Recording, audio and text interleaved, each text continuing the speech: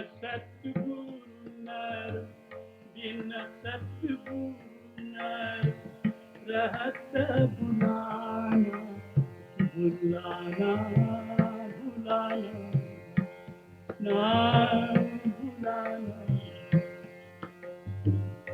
खोजत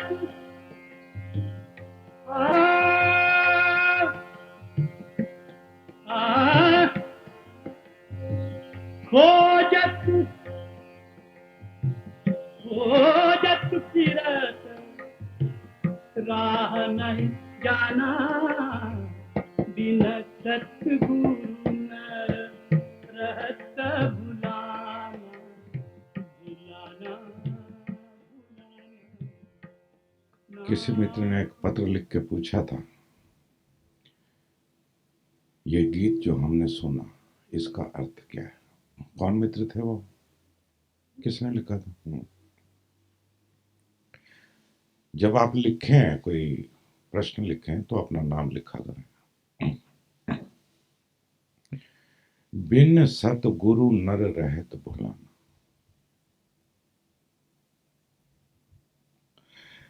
जिसको गुरु नहीं मिला, सतगुरु नहीं मिला, वो भूला रहता है। खोजत फिरत राह नहीं जाना। खोजता बहुत है लेकिन रास्ता नहीं मिलता। क्या जरूरत है सतगुरु की?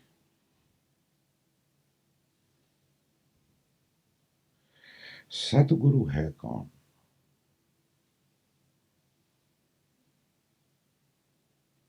बिना सतगुरु के जीवन बड़ा दुष्पूर है, बड़ा दुश्वार है, कठिन है, सिवाय भटकने के और कुछ नहीं।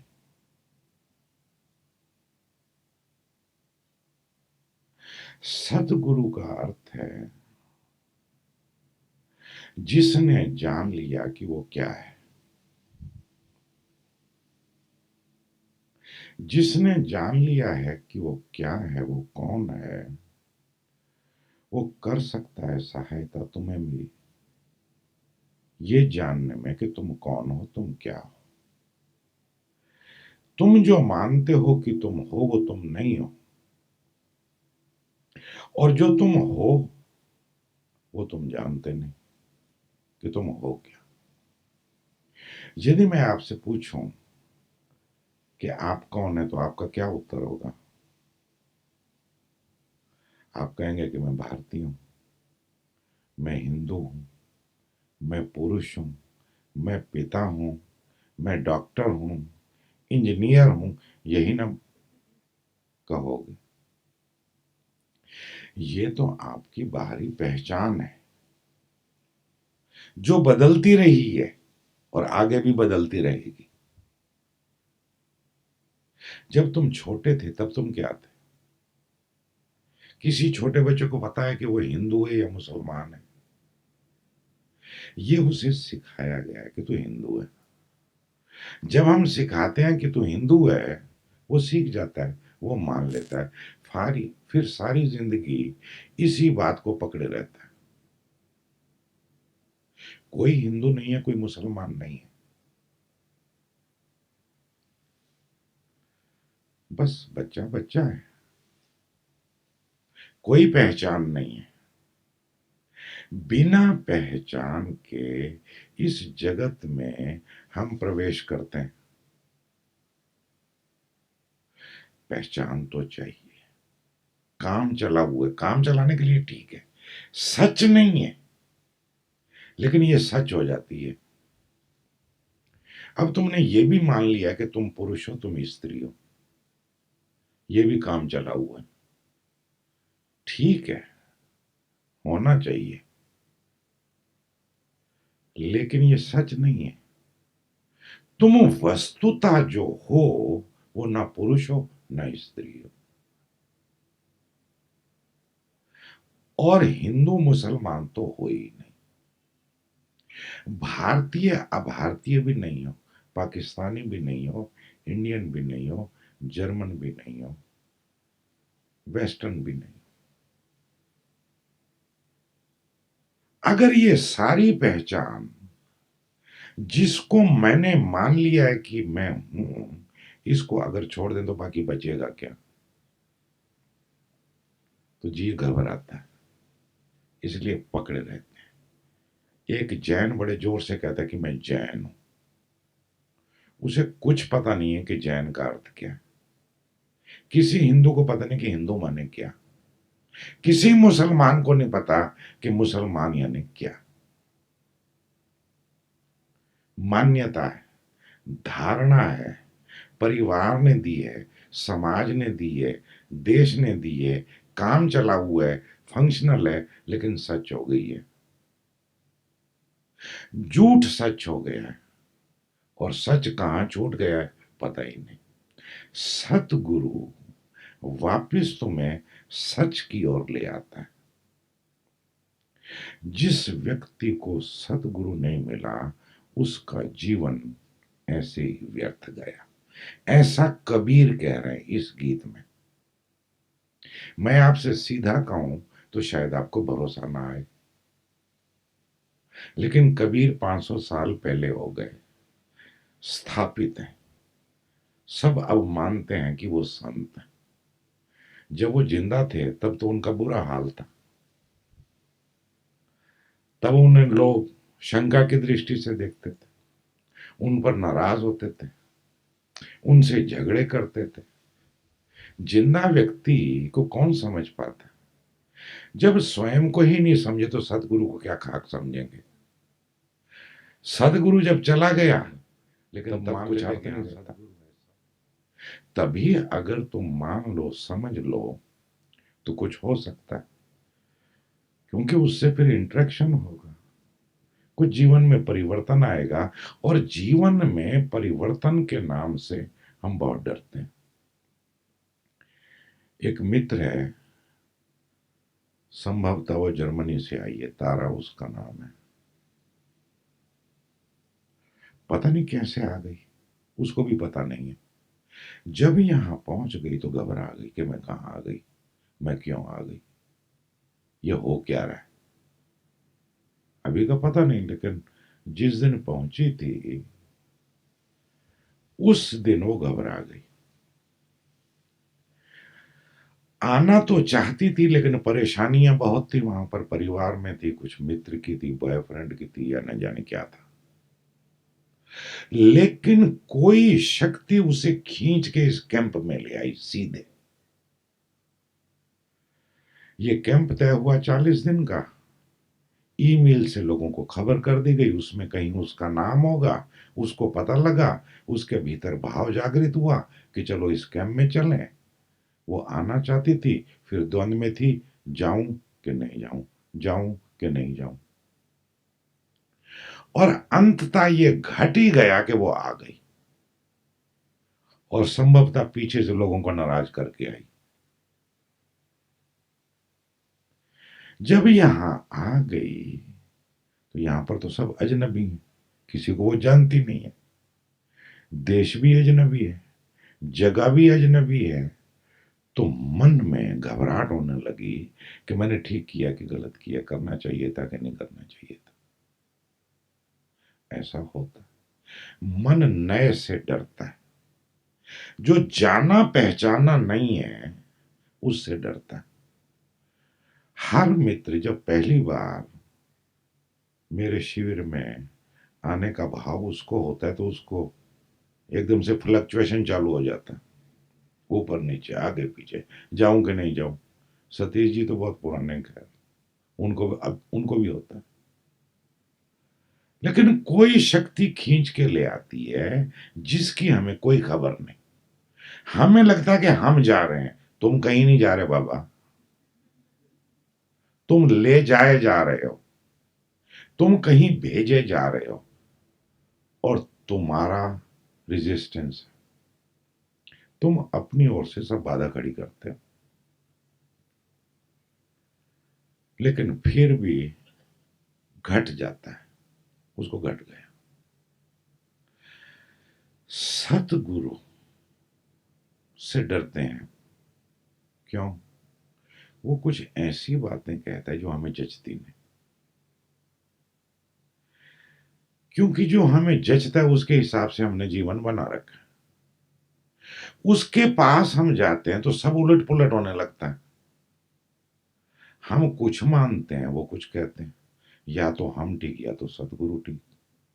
सतगुरु कैसे ठीक होते हैं? मैं ही ठीक हो सकता हूं। और सतगुरु किसी को मान भी लें, उसके पांव भी छू लें, लेकिन बात तो हम अपने मन की ही सुनते हैं। करते तो वही है जो हमें ठीक लगता है। गुरु की बात कहां सुनते हैं? लेकिन कबीर कह रहे हैं कि जिस व्यक्ति के जीवन में सदगुरु नहीं है, वो भूला हुआ है, भटका हुआ है, वो विस्मरण में जी रहा है। उसे पता ही नहीं, एक भैंस को पता नहीं है कि वो क्यों है।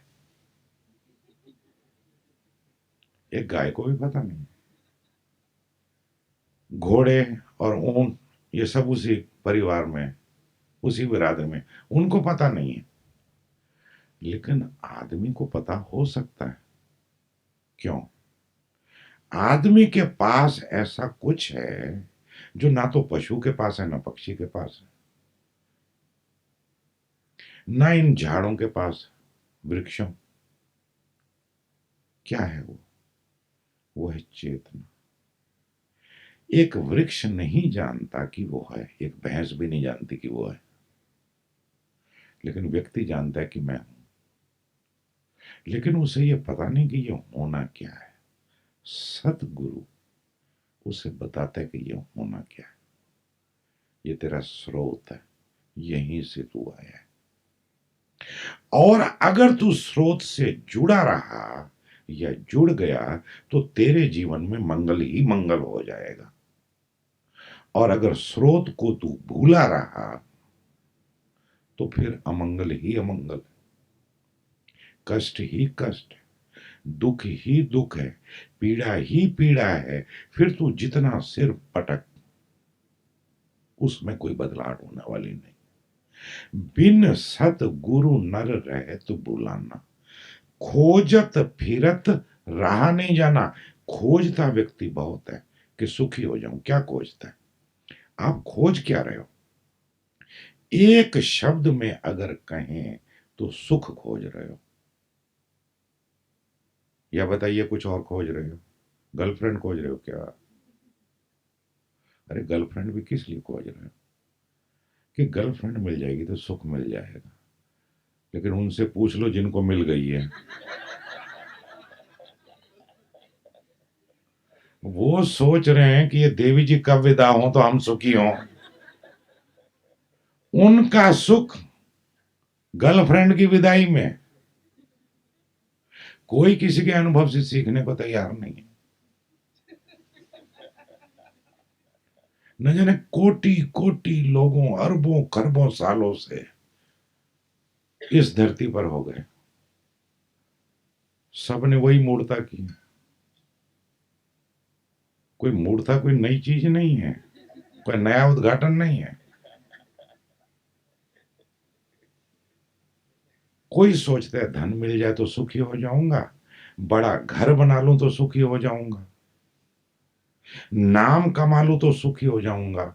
यही तो तर्क है ना। लेकिन सुखी होता है क्या? अभी तो पता नहीं। 3-4 दिन हो गए, 6 दिन हो गए, 7 तारीख को निकले थे, 5-6 दिन हो गए। पता नहीं अंबानी भाइयों का क्या हुआ। करोड़ों अरबों की संपत्ति है, सुख नहीं है। अगर सुख होता संपत्ति में तो ये अंबानी भाई तो सुखी होते ना। जब इतना धन होना पर भी व्यक्ति सुखी नहीं होता, तो इसका मतलब धन होने से व्यक्ति सुखी नहीं होता। जिन लोगों के पास बड़े मकान हैं, जरा उनको देखो, मिलो जरा, कभी मुलाकात की है? संतरी रख लेते हैं, गार्ड रख लेते हैं, आजकल तो किराए पे गार्ड मिलते हैं, बंदूकें खरीद लेते हैं, दरवाजे पर खड़े हैं, कोई मिलने आता है कि हमें मिलना है, अपॉइंटमेंट लिया आपने? गांव में किसी को किसी से मिलना हो अपॉइंटमेंट नहीं लेने पड़ती, क्योंकि गांव में लोगों के पास कुछ होता ही नहीं जो खो जाए। जिसके पास कुछ होता है उसे खो जाने का डर रहता है।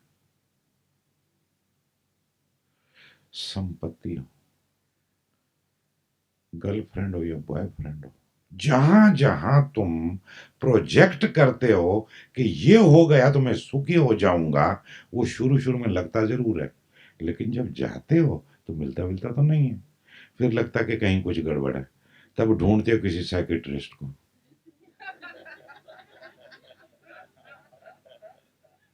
साइकेट्रिस्ट भी आपकी बकवास सुनने के पैसे लेता है।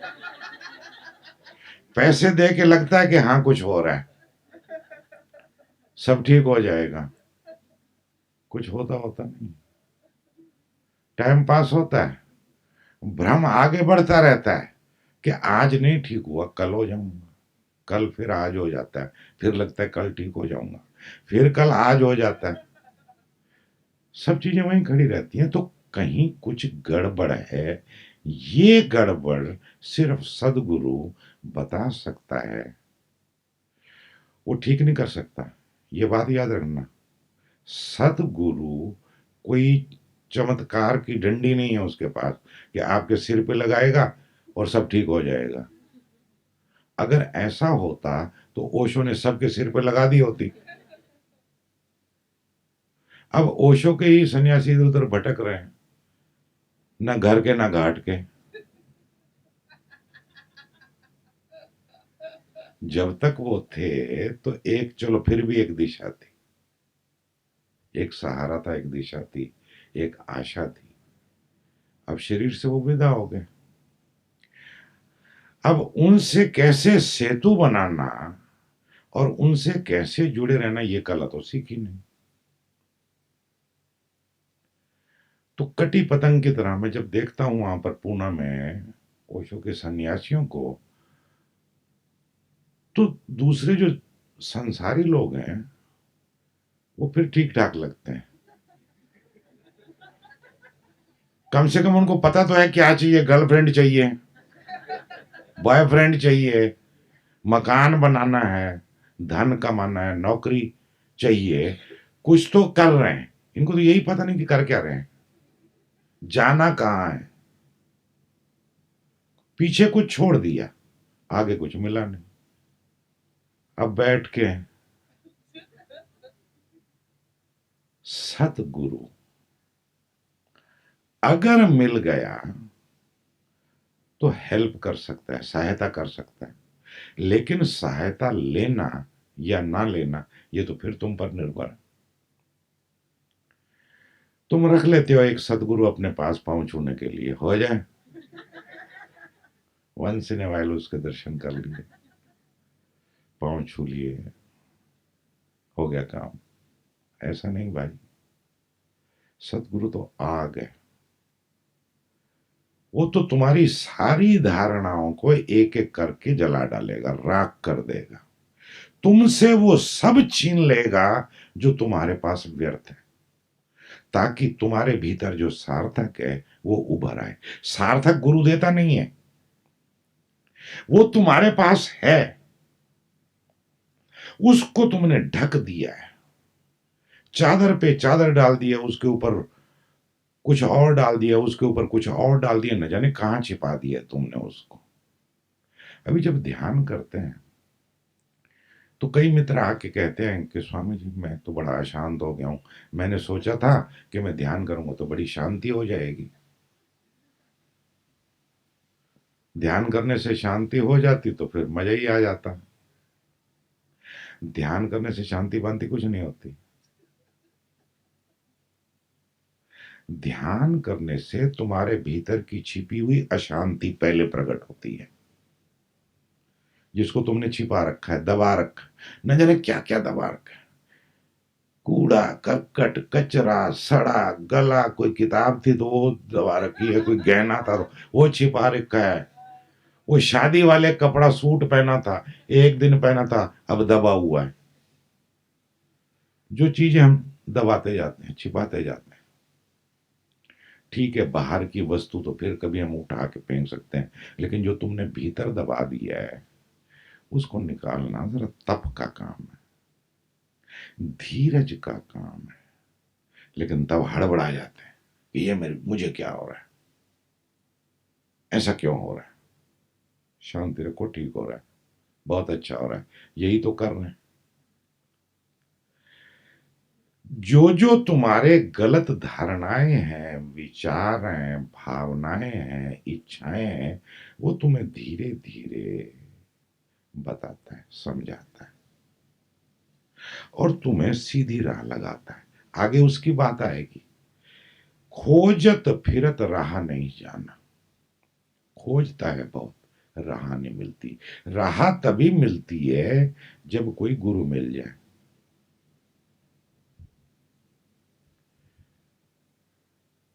के हर सुत ले आयो गडरिया, पाल पोस उन कीन सयाना। एक कहानी है, बड़ी मीठी कहानी, पता नहीं सच्ची है कि झूठी है, लेकिन उसके पीछे जो अर्थ है उस पर ध्यान देना। कहानी ये है कि भेड़ों का झुंड गुजर रहा है। गडरिया, गडरिया कहते हैं जो भेड़े के पीछे डंडा लेके खड़ा रहता है, जो मालिक होता है, जो भेड़ें चराता है, बकरियां चराता है। तो भेड़ों का झुंड गुजर रहा है, एक ऊंचा सा मचान है, वहां से एक शेरनी छलांग मारती है। वो शेरनी गर्भवती होती है, पेट से होती है। छलांग जैसी लगाती है, उसी छलांग में उसके पेट से वो बच्चा पैदा हो जाता है, प्रसव हो जाता है उसको। वो बच्चा भेड़ों में गिर जाता है और वो आगे निकल जाती है। अब ये शेर का बच्चा भेड़ों में पलता है। अब छोटा बच्चा है, चारों तरफ भेड़े हैं, घसर फसर घसर फसर घसर फसर।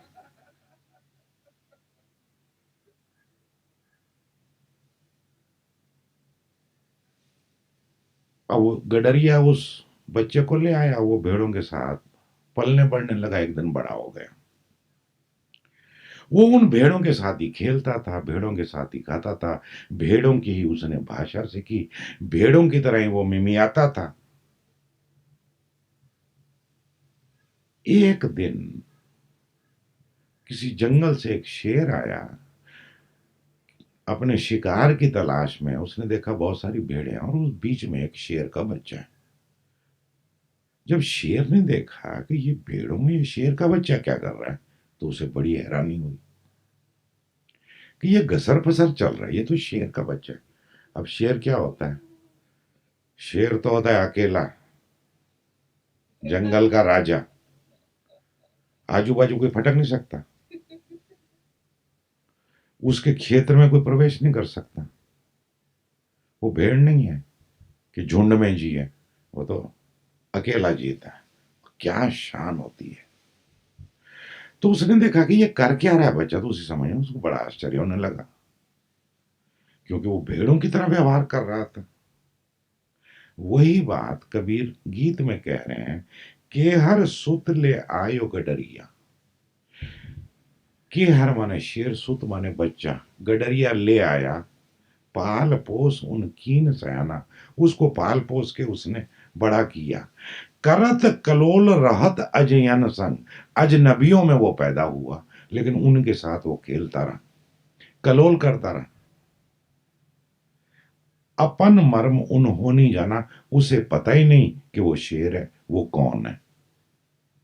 अब भेड़ों में पैदा हुआ तो भेड़ी समझने लगा अपने आप को, लेकिन उससे अपना मर्म पता नहीं है, अपनी वस्तु स्थिति पता नहीं है। वो नहीं जानता कि वस्तुता वो कौन है, स्वभावता वो क्या है।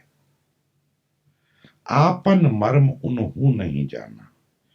के हर एक जंगल से आयो, जंगल से एक शेर आया, ताही देख बहुत रिसियाना। उसको देख के उसे बड़ा आश्चर्य हुआ, पकड़ के भेद सूरत समझाया। कहानी कहती है कि उस शेर ने उस शेर के बच्चे को पकड़ लिया और उसको समझाने की कोशिश की, लेकिन वो ना समझा। उसको पकड़ के लेके नदी के किनारे चला गया और नदी में उसको जबरदस्ती झांकने के लिए किया। जैसे उसने झांका तो एकदम से उसकी दाढ़ निकल गई शेर के बच्चे की। पकड़ के भेद सूरत समझाया कि भाई तू कौन है, तू वस्तुता कौन है, तेरी असलियत क्या है, तेरी ट्रू नेचर क्या है, तेरी सूरत क्या है। आपन दशा देख मुस्काना। जब शेर के बच्चे ने अपनी वो अवस्था देखी कि वस्तुतः वो शेर है और व्यवहार वो भेड़ जैसा कर रहा है, अब तक भेड़ था, तो मुस्काने लगा, हंसने लगा। हो जाए, जिस दिन तुम्हें पता लगेगा कि तुम कौन हो गए, आपन दशा देख मुस्काना, तो मुस्कुराओगे, हंसी आएगी कि ये मैं कहां फंसा रहा, ये मैं कर क्या रहा था, ये सब हो क्या रहा था, मैं था क्या और बना क्या हुआ था। हंसोगे। इसलिए जो जानते हैं वो ये कहते हैं कि ये जगत जो है कास्मिक जोक है, एक दिव्य मजाक है। जिन्होंने जाना है वो इस अनुभव पर पहुंचे हैं कि this whole game is a like a cosmic joke. जिस दिन असलियत पता लगेगी, समझ में आएगी, हंसोगे। इसलिए मैं पिक्चर यहीं चिल्लाया हूं। देखो क्या कह रही है पिक्चर। वो सिर्फ फोटोग्राफ नहीं है, फोटोग्राफ भी है, लेकिन संदेश क्या है। संदेश पहली बात तो ये है कि गंभीर होने से नहीं चलेगा, हो जाए।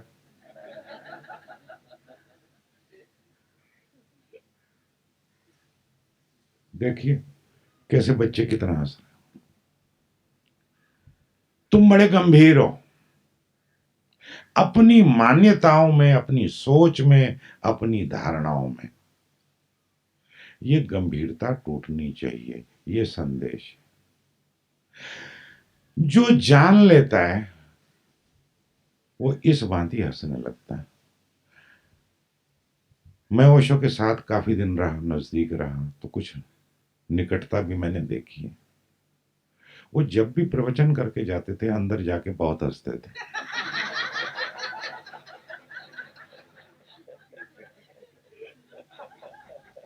बहुत हंसते थे, क्योंकि तरह तरह के नमूने,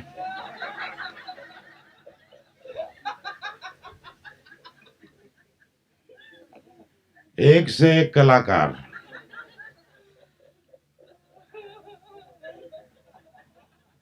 जब तुम गंभीर होते हो तो तुम दूसरे की निंदा में पड़ जाते हो, लेकिन एक सदगुरु को सिवाय हंसने को कुछ नहीं होता। वो सारी स्थिति को देखता है।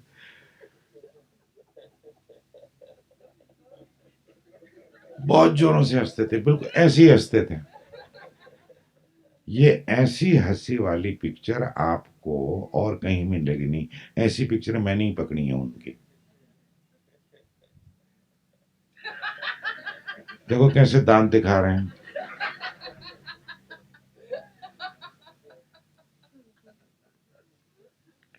आपन मर्म उन हूं नहीं जाना कि हर एक जंगल से आयो, ताही देख बहुत ऋषियाना, पकड़ के भेद सूरत समझाया, आपन दशा देख मुस्काना। जिस दिन अपनी दशा वस्तुता देखोगे, समझोगे, हंसोगे कि मैं मानता था कि मैं व्यक्ति हूं, पर व्यक्ति तो हूं नहीं।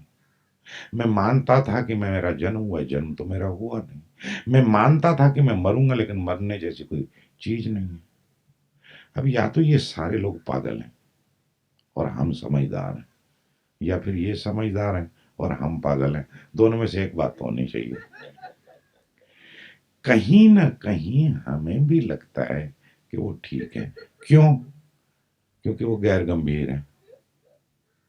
अब मुझसे अगर पूछो कि मैंने क्या पाया गुरु से, तो गैर गंभीरता, और क्या है।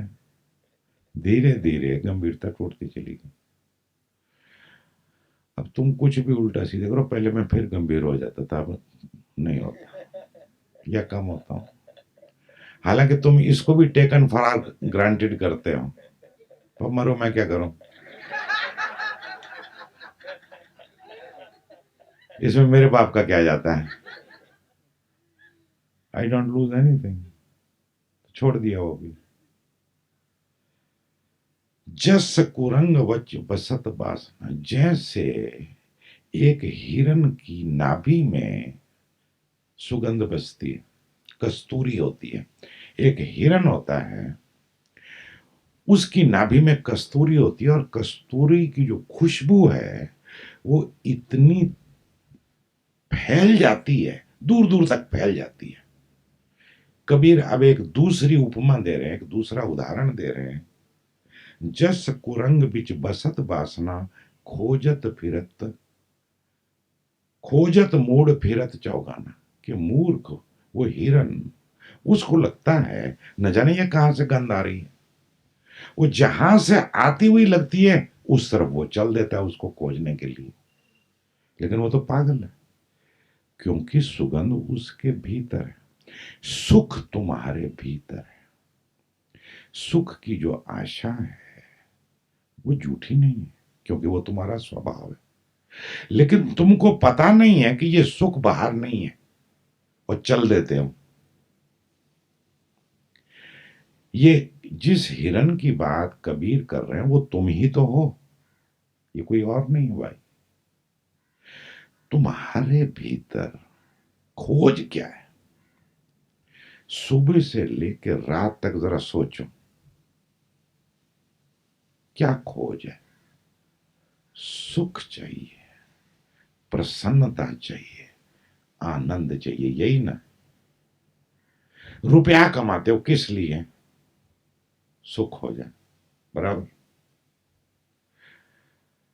कुछ भी करो सुखी होने के लिए करते हो, लेकिन देखते हो सुखी होता कोई व्यक्ति? दुखी और दुखी और दुखी, घिसा हुआ सिक्का होता चला जाता है रोज रोज।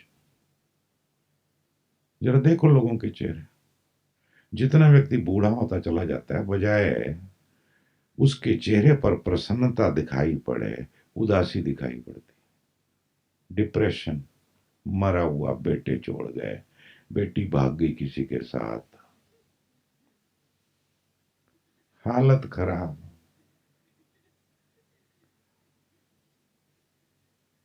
जो तुम खोज रहे हो वो ना तो बेटे में है ना बेटी में है,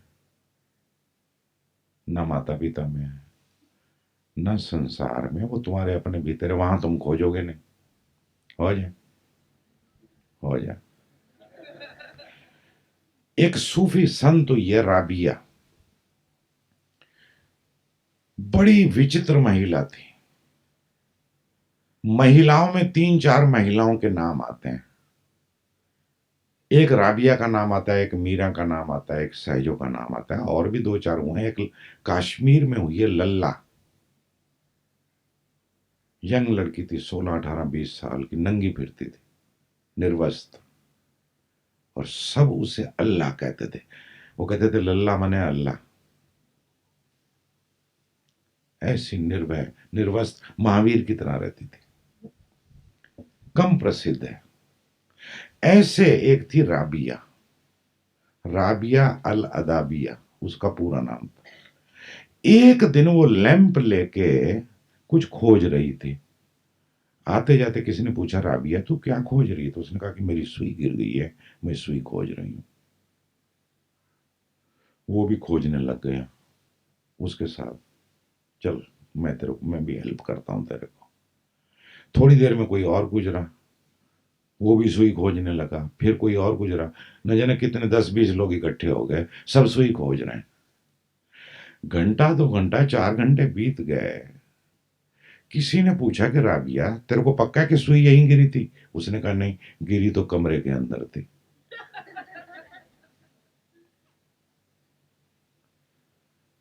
तो वो गुस्से होने लगा कि तू 4 घंटे से तूने बताया क्यों नहीं कि सुई जो है कमरे में गिरी है, और जब कमरे में सुई गिरी है तो तू यहां क्यों ढूंढ रही है?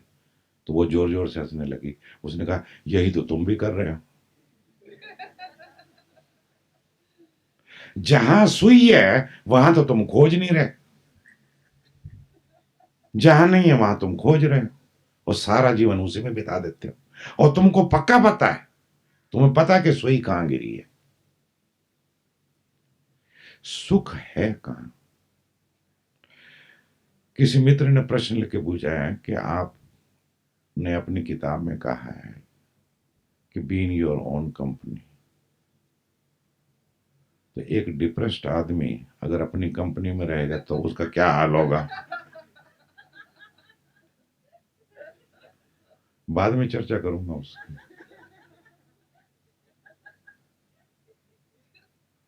मत रहो अपनी कंपनी में, खोजो सुई वहां जहां पर है ही नहीं। यही करते हैं ना, जहां सुई नहीं है वहां खोजना है व्यक्ति को, जहां है वहां नहीं खोजना।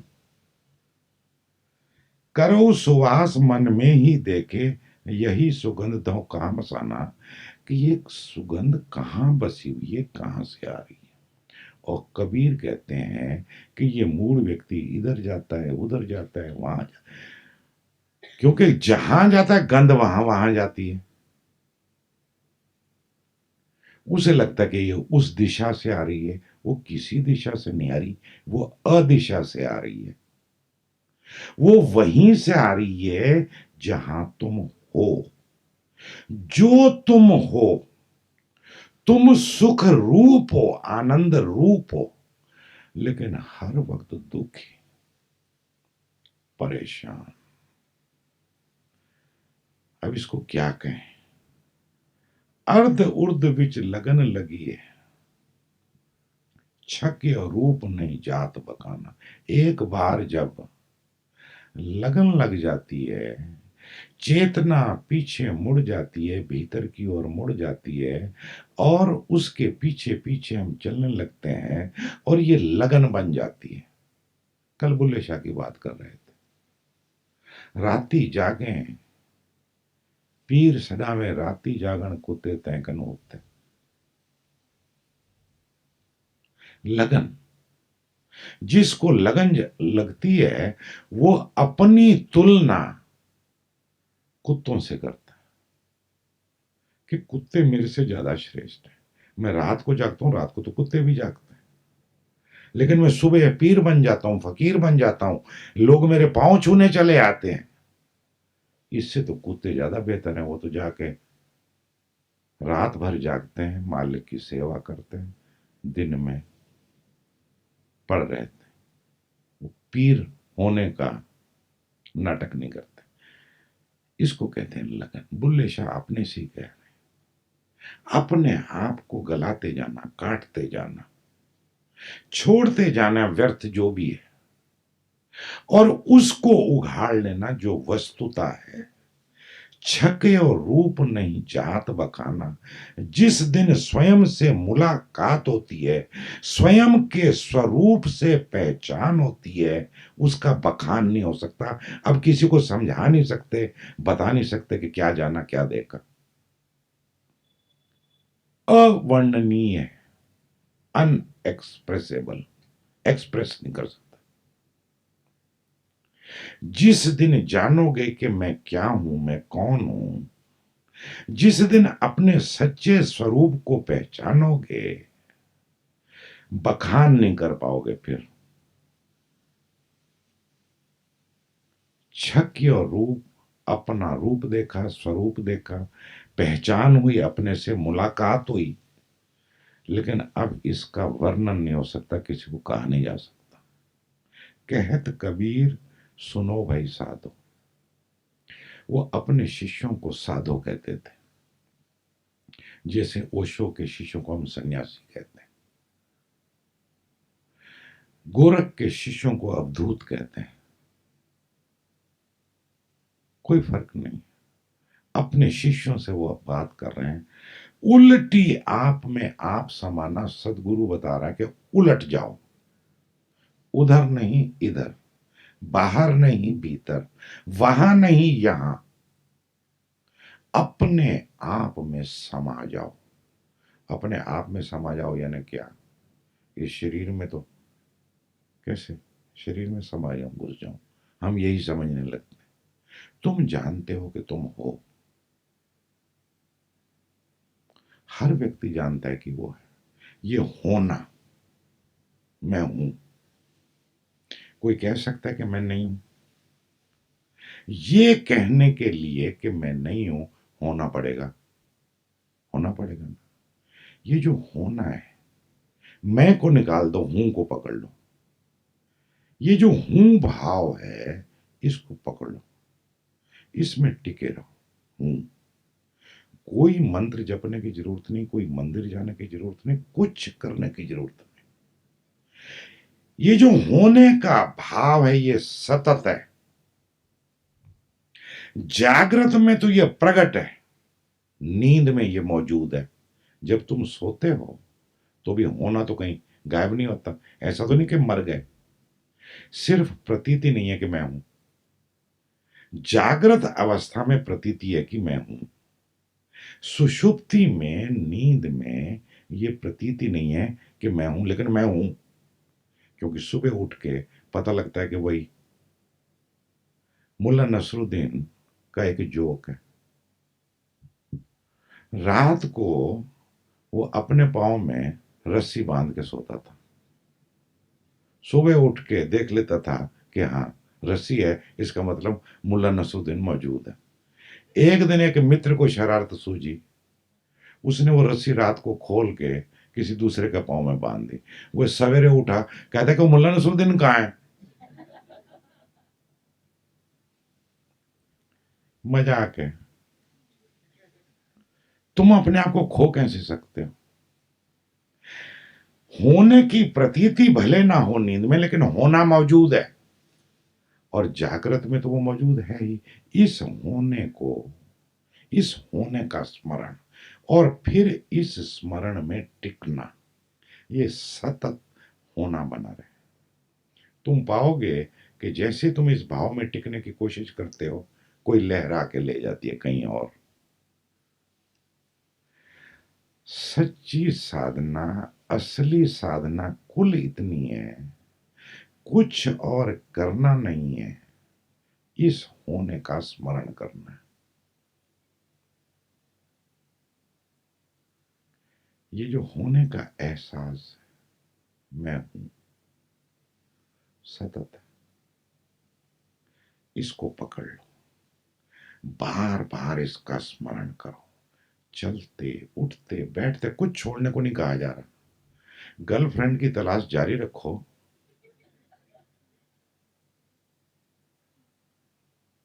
एक गर्लफ्रेंड जाती है, हम तुरंत दूसरी के पीछे पड़ जाते हैं, पता नहीं क्यों नहीं रह पाते।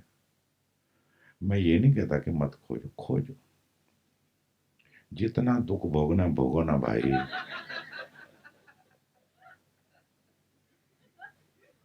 सबका अनुभव यही है, नहीं है आपका अनुभव? एक पत्नी से सुख नहीं मिला, लगता है दूसरी से शादी कर लें। सदगुरु तुम्हें समझाता है भाई, सुख दूसरे में नहीं है। जब दूसरे से भी मिल रहा है तो तुम्हें मिल तुम्हारे भीतर से रहा है।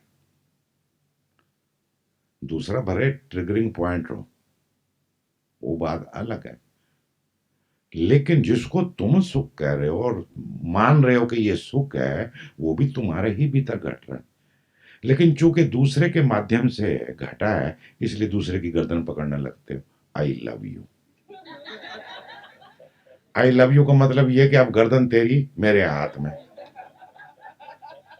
अब किसी और की तरफ मुड़ के मत देखना।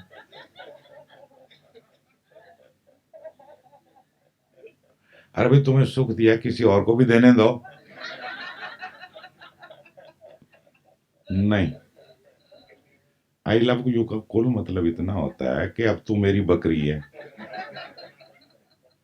और औरतें तो अच्छी तरह से जानती है कि ये रहा बकरा,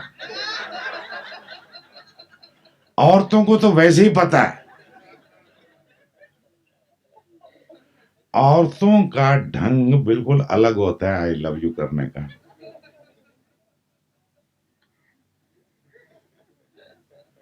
ये आई लव यू का जो नाटक है ना भाई,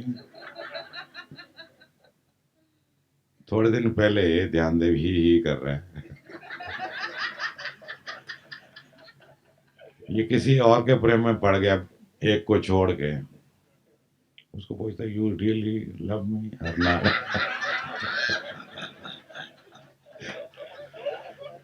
आई वाज सरप्राइज, ये 10 साल से मेरे साथ है, उसको सदगुरु मिले हुए हैं, अभी उसको इतनी अकल नहीं आई कि वो पूछ रहा है यू रियली लव मी।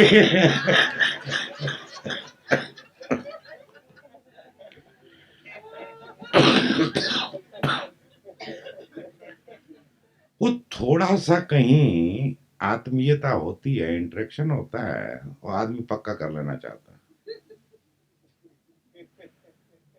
जैसे बैंक से नोट निकाले, झट से पर्स में डाले और जेब में रखा।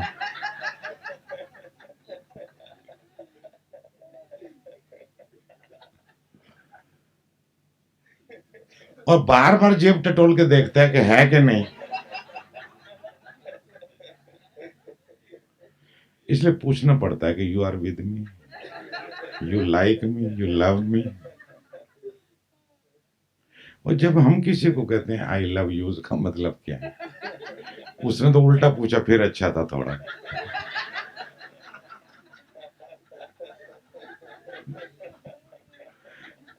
लेकिन जब तुम किसी को सीधा कहते हो आई लव यू, इसका मतलब क्या है? मेरे प्यारो जरा गौर करो। हो सकता मैं गलत हूं, मैं ये नहीं कहता कि मैं ठीक हूं, मैं अपना अनुभव शेयर कर रहा हूं आपसे। भुक्त भोगी हूं, हो गई गुरु की कृपा, सदगुरु की कृपा हो गई, मिल गए, सदगुरु की कृपा हो गई। लेकिन सुई वहीं ढूंढो जहां है। जो मर्जी करो, करो जो करो। और सुई क्या है? ये सुई तुम्हारा अपना होना। मैं हूं। पहले तो ये याद करना पड़ेगा मैं हूं, यही भूल जाते हो मैं हूं। आज एक प्रयोग करो, अभी हम बातचीत खत्म करेंगे, यहां से एक छोटा सा संकल्प करो कि मैं ये याद करने की कोशिश करूंगा कि मैं हूं। जस्ट रिमेंबर आई एम, इतना स्मरण कि मैं हूं। अपने आप को कहना मैं हूं, फिर इस भाव में रोकने की कोशिश करना, मैं हूं। महसूस करना, अपने होने को महसूस कर, पहले बोलना, याद करना, और फिर महसूस करना, और फिर उसमें टिकते रहना। इसको करना। कुल इतनी बात है, टोटल बात इतनी है। जिस दिन इस बात को पकड़ लोगे और उलट के अपने आप में समा जाओगे, आप हो रहोगे, सारे भेद खुल जाएंगे। सारे कबीर, सारे नानक, सारे बुद्ध, सब ओशो यूं समझ में आ जाएंगे कि क्या क्या रहे हैं। अभी रोज सवेरे शाम डिस्कोर्स सुनते हो, किताबें पढ़ते हो, कुछ पल्ले नहीं पड़ता। कबीर के भजन न जाने कब से सुन रहे हो, कुछ पल्ले नहीं पड़ता। अब मेरे से पूछो हुआ क्या? कैंप तो मैं पहले से लेता था, ओशो ही भेजते थे, यही गीत में बजाता था। ये जो आज आप लोगों को सुना रहा हूं, तब भी ये सुनाता था। बस एक दिन अचानक इसका सारा मतलब सामने दिखाई पड़ने लगा कि इसका मतलब तो ये है। किसी से सुना नहीं, किसी से सीखा नहीं, सारा भेद खुल गया। क्योंकि वो अर्थ भीतर से प्रकट होता है कि इसका अर्थ क्या। तुम्हें सारा अर्थ भीतर से प्रकट हो जाएगा। तुम पाओगे कि सारा कुरान समझ गए, सारी गीता समझ गए। यूं इस होने को पकड़ लो। छोटी सी बात है, मैं हूं। इतना तो बार बार सुना है ना कि तुम्हारे भीतर है। वो भीतर कहीं कोई खड्डा नहीं है जिसमें हाथ डाल के यूं निकाल लोगे। ध्यान कहीं और है, कहीं ना हो, वहीं हो जहां वो है, अपने स्रोत में। ध्यान और कहीं नहीं, बस ध्यान। धीरे धीरे प्रतीति होगी होना, इसी को होना कहते हैं। इस होने का पहले तो बार बार स्मरण, इसको बार बार याद करो, remember it again and again. ये स्लिप होगा, कोई हर्ज नहीं, घबराओ मत। धीरे धीरे धीरे धीरे लगन बनी रहे, परसिस्टेंस बना रहे, दृढ़ भाव रखो, लगे रहो, लगे रहो, लगे रहो। धीरे धीरे ये रहने लगेगा। 1 से 2, 2 से 4, 4 से 8 डिग्री तुम आगे बढ़ रहे हो, कुछ नहीं, किसी को पता भी नहीं। चलते फिरते उठते कुछ भी करते हुए ये स्मरण किया जा सकता है, मैं हूं। इस होने के भाव में टिको। पहले स्मरण, फिर टिकना, फिर टिकते जाओ, टिकते जाओ, टिकते जाओ, टिकते जाओ, टिकते जाओ। एक दिन ये खिल जाएगा, प्रकट हो जाएगा, सारा भेद खुल जाएगा। उल्टी आप में आप समाना, कबीर कह रहे हैं कि अपने में ही उलट जाओ। अभी हो बाहर, ये कर लूं, वो कर लूं, ये हो जाऊं, वो हो जाऊं, नहीं, उसको रहने दो अपनी जगह पर। अपने ध्यान को मोड़ो पीछे, वो ध्यान जहां पर है उसी के भीतर प्रवेश कर जाओ। इतनी सी बात है। उल्टी आप में आप समाना, स्वयं में जब समा गए, सारे जगत का भेद खुल जाएगा। तब पता लगेगा सब मुझ में है, मैं सब में हूं, मेरे अतिरिक्त कुछ है ही नहीं, बस मैं हूं, मैं हूं, मैं हूं।